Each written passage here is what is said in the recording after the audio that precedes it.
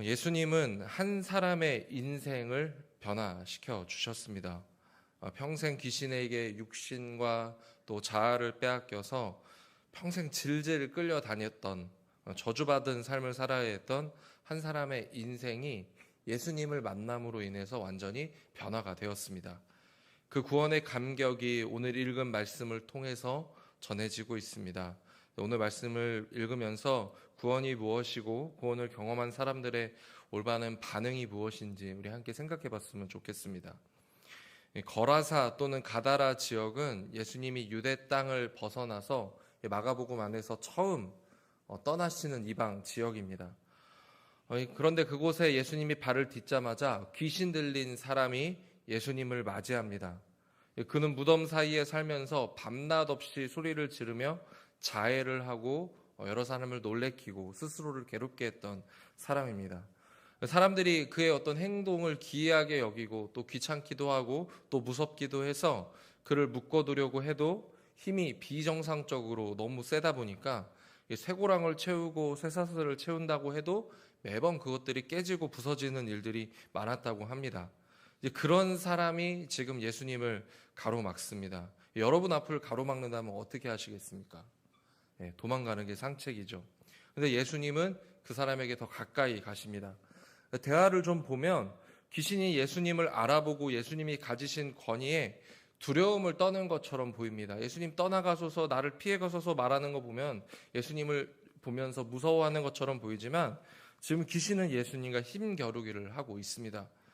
고대 사회에서, 특히 고대 근동 지방에서는 이름을 밝히면 그 사람의 정체가 밝혀진다라고 생각을 했습니다. 그래서 그 사람의 정체를 알면 그 사람을 제압할 수 있다라고 여겼습니다. 그래서 귀신은 예수님의 정체를 드러내면서 자신이 우위에 있다라고 지금 생각을 하고 있는 것 같아요. 그런데 금세 상황은 뒤집혀 버립니다. 예수님이 귀신에게 명하여 그 사람에게 나오라고 하니 귀신이 그 권세를 이길 수가 없습니다. 바로 나가야 되는, 떠나야 되는 그런 상황이 온 것입니다. 예수님은 귀신의 이름을 물으시며 그 정체가 무엇인지를 파헤치십니다. 이 귀신은 누굽니까? 레기온이라고 불리는 군대 귀신입니다. 레기온은 로마가 군인을 소집할 때 세는 숫자를 가리키는데요.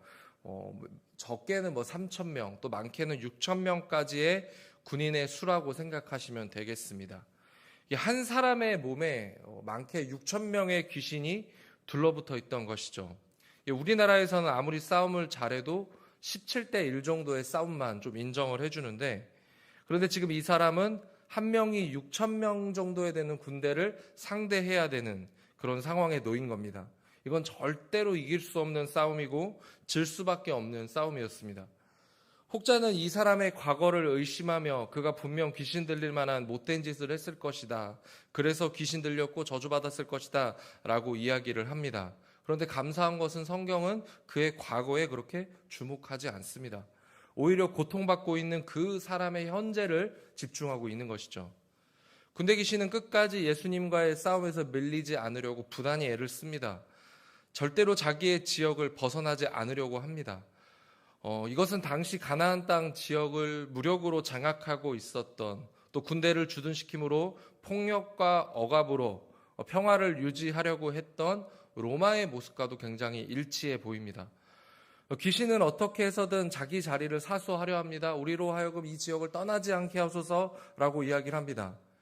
그러다가 귀신들이 찾은 방법이 무엇입니까? 이 지역에 있는 돼지떼들에게 들러붙는 것, 그것을 선택을 합니다.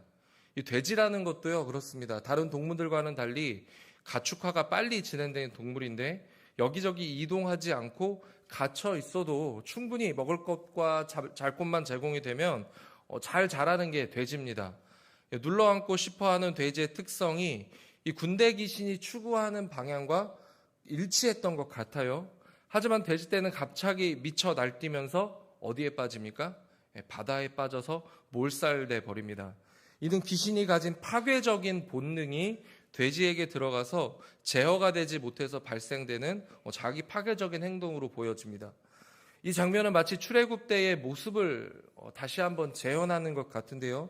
이스라엘 백성들은 탈출을 저지하기 위해서 병거를 끌고 온 이집트 군대에 혼란을 겪습니다. 그러나 이집트 군대는 어떻게 됩니까? 하나님이 갈라놓으셨던 그 홍해에 빠져서 모두 다 죽게 되었습니다. 하나님은 이집트의 군대를 수장시킴으로써 이스라엘의 완전한 출애굽을 이루어 주셨습니다. 신약에 와서 예수님을 통해서 그 출애굽이 다시금 재현되고 있는 것이죠. 예수님은 이 귀신을 돼지떼에 넣으시고 또 물에 몰살시키시는 그 장면을 통해서 사탄의 권세로부터의 완전한 해방, 또한 폭력과 수탈과 억지 평화를 이루어가는 이 세상 권세에 대해서 완전한 해방을 이루어내실 분으로 마가복음은 우리에게 소개하고 있습니다. 이런 큰 구원의 역사를 바라보면서 많은 사람들이 기쁨을 느끼고 해방의 즐거움을 누려야 하는데 거라사 사람들은 두려움에 빠지게 됩니다. 돼지떼에게 일어난 일들을 보면서 한 사람에게서 이렇게나 많은 귀신이 나왔을 것이다 라고 믿기 어려웠을 것이고, 또 그들은 손해보는 장사를 결코 하고 싶어 하지 않았습니다. 인간 본성이 그렇죠. 어떤 거래를 하거나 사람과의 상대를 할 때 내가 손해본다? 이건 굉장히 불쾌한 일입니다. 그들도 마찬가지죠. 거라사인들은 평생 귀신에 들려 고생했던 그 사람이 거기서 구원을 받고 인생의 변화를 갖고 온 그것에 기뻐하는 것이 아니라 이를 따져보면서 자신들이 겪어야 될 경제적 손실에 대해서 더 크게 마음을 가졌던 것입니다. 더 큰 손해가 일어나기 전에 예수님을 향해서 이 지역에서 떠나줄 것을 간구하던 것이 바로 거라사 지역의 사람들의 모습입니다. 예수님은 이방 땅에서에서도 메시아의 모습으로 나타나셨습니다. 예수님이 가시는 곳 어디나 억눌린 자, 그들에게 자유가 선포되고 갇힌 자에게 해방이 주어집니다. 예수님은 군대 귀신들에게 둘러싸여 있던 사람에게 안식을 선포하십니다. 매일같이 자신이 원하지 않아도 그런 일들에 계속 끌려다니면서 기이한 행동을 하고 비참하게 살았던 그 사람은 이제 예수님을 만남을 통해서 구원이라는 기쁨을 맛볼 수 있었습니다. 그런데 거라사 지방의 사람들은 그것을 보고 싶어 하지 않았던 것이죠. 반면에 이 귀신이 들렸던 사람의 모습은 어떻습니까? 자신의 어떤 구원의 그 감격에 힘입어서 예수님께 나도 제자가 되고 싶습니다. 나도 예수님을 따라가고 싶습니다. 라고 간청합니다. 하지만 예수님을 그를 가족에게 돌려보내는데요. 19절에 보면 허락하지 아니하시고 그에게 이르시되 집으로 돌아가 주께서 내게 어떻게 큰 일을 행하사 너를 불쌍히 여기신 것을 내 가족에게 알리라 하시니. 예수님이 그냥 됐으니까 이제 집에 가 편하게 살아 이렇게 말씀하시는 게 아니에요. 이 지역 사람들이 예수님을 받아들이지 않았고 예수님은 그래서 떠날 수밖에 없었지만 예수님은 지금 그 지역에 한 사람을 남겨두십니다. 그게 바로 귀신 들렸던 사람. 이제는 귀신에 의해서 자유함을 얻은 그 사람, 그를 이 거라사 땅에 남겨두신 겁니다.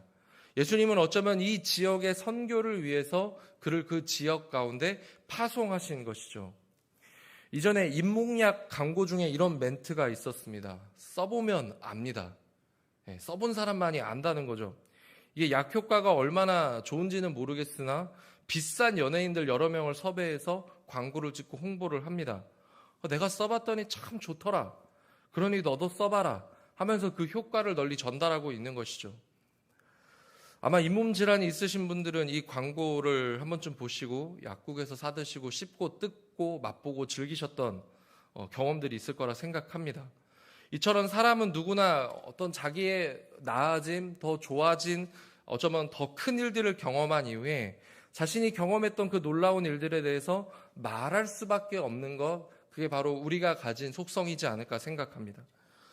예수님을 향해서 예수님을 통해서 큰 일을 경험한 그 사람들은 저마다의 반응이 다릅니다. 어떤 사람들은 구경꾼처럼 지켜보면서 두려움에 휩싸이는 사람들이 있었고요. 그래서 그들은 메시아를 믿지 않고 거부하기 시작합니다. 반면에 큰 구원을 경험한 그 당사자는 어떻게 됩니까? 예수님을 따르기로 결심하고 결단합니다.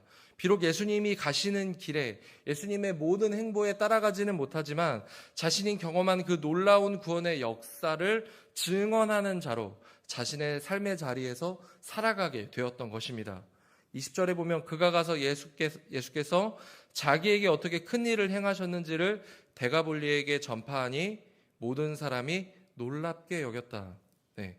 이 놀랍게 여기다라는 말은 깜짝 놀란 뭐 이런 게 아니라 칭찬하다, 뭐 찬송하다라는 말도 있습니다. 근데 여기서는 이상하다라는 말로 좀 번역이 된 것 같아요. 귀신에 들렸던 사람의 그 구원에 대한 간증이 사람들에게 칭찬을 받을 수도 있지만 한편으로는 굉장히 기이한 일처럼 여겨질 수 있다라는 겁니다. 그러나 그것이 무엇이 중요합니까? 사람들의 반응이 그게 무엇이 중요합니까? 구원을 경험한 그 사람은 자신이 경험했던 그 사실을 있는 그대로밖에 전할 수밖에 없는 것이죠. 진짜 좋은 것은 써본 사람이, 경험해본 사람만이 알 수 있는 것입니다. 우리 예수님은 날마다 우리의 삶에 놓여진 수많은 어려움 속에서 우리를 향한 크신 구원을 베풀어 주시는 분으로 우리 가운데 찾아오셨습니다. 우리는 그 예수님을 구원의 주님이라고 부르죠. 우리의 선한 목자가 되어주시고 비록 우리가 험한 산과 골짜기에 있을지라도 거기까지 우리와 동행하시며 거기서부터 우리를 건져내시는 분이 바로 우리의 주님 예수님이십니다. 예수님이 베풀어 주신 구원이 그 좋은 것을 우리는 경험했고 그것을 경험해 본 사람만이 이것이 좋다라는 것을 알 수 있는 것입니다. 누가 듣든지 누가 아니 듣든지 누가 그 얘기를 듣고 칭송을 하든지 아니면 이상하게 여기든지 그 반응은 그렇게 우리에게 중요하지 않습니다. 우리가 받은 그 구원이 나에겐 진짜였다. 여러분, 내가 믿은 예수님이 진짜입니다. 여러분, 나는 예수님을 통해 구원받았습니다. 말할 수 있는 것. 그것이 구원을 경험한 사람의 참 반응인 것이죠. 날마다 베풀어 주신 그 은혜를 우리는 경험하고 살아갑니다. 하나님이 여러분을 돌보시는 그 은혜가 있다면 우리는 말하지 않을 수 없을 것입니다. 다시 말해야 할 것입니다. 하나님의 크신 사랑과 그 구원을 경험하고 그것을 기쁘게 자랑할 수 있는 오늘 하루, 또 그런 기도의 시간, 모든 명문교회 성도님들의 삶이 되시기를 예수님의 이름으로 축복합니다. 기도하겠습니다.